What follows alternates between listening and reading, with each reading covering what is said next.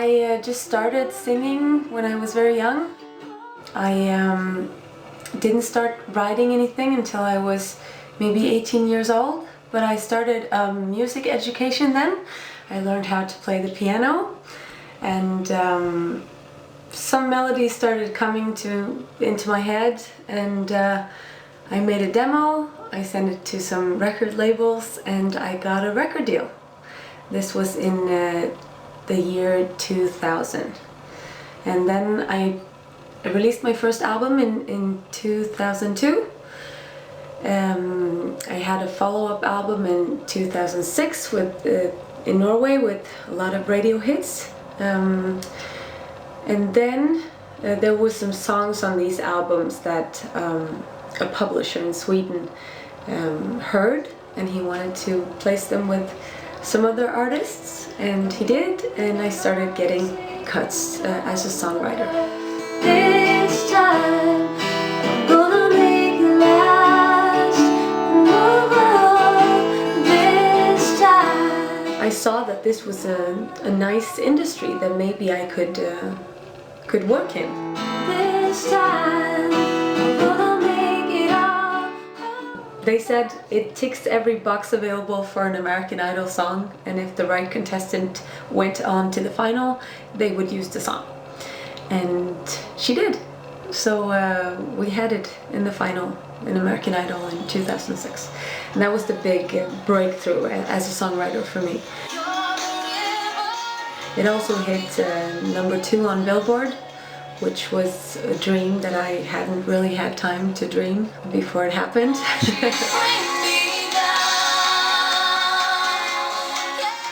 After that, I got to write with some amazing writers all around the world. I traveled a lot that first year. I had the Eurovision song for Germany in 2008. I've had top 10 radio hits in about countries all over Europe, Japan, Australia.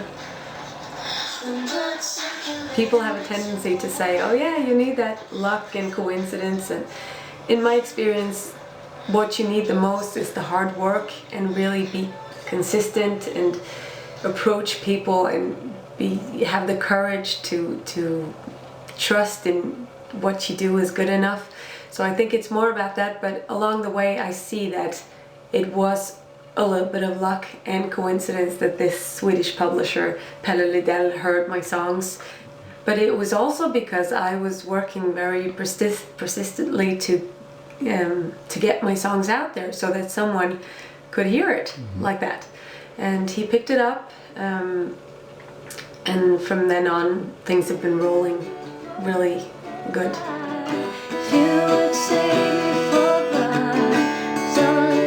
I very often start with a title. I go to the movies, or I see an American sitcom or something, and it's very often when people say something that is maybe an expression or something that I think, oh, that sounds cool, maybe I can make a song out of that. And then I make the melody and the rest of the lyric, and I almost always make the song about life or love or emotions. That's very often how you connect to other people, because that's what makes us similar.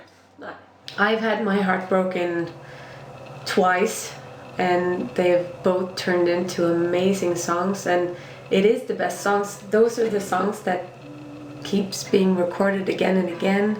I'm very glad that I can make money on my on my heartache.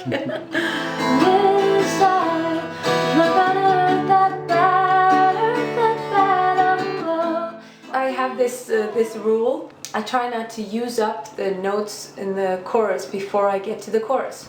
So maybe the verses are a bit lower, and then I use and this is both melodically and rhythmically that I'm trying to save something for the chorus, so that you get a natural feel that this is the chorus.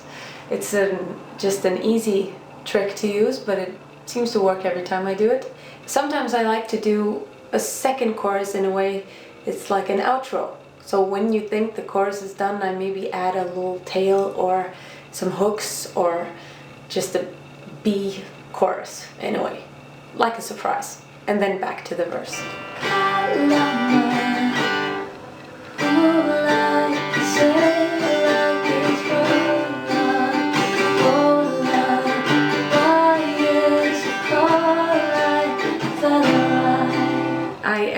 outliner, so I do lyric and melody, and I very often do it together with a producer. I get a track here and I work on it here, and I do some vocals and send it back and see if they like it. And then I just do it very simple in GarageBand or something here, and I just send the vocal file or the track with my vocals on it to see if they like the idea, and then we go to record it in the studio later. So I've done a lot of tracks here. And if I go like In the start, I did a lot of things all by myself, but then it's so many other things that I do by myself. So after a while, I started really appreciating working with a good producer or the artist that I'm working on the albums for, just because of the social bit and that we do make each other better. Now it's very rare that I write everything from scratch all by myself. Sometimes it works really well and sometimes it works just okay. I don't think you can control that last piece where it becomes magic. I think you can do your best every time, and at least it's that way for me.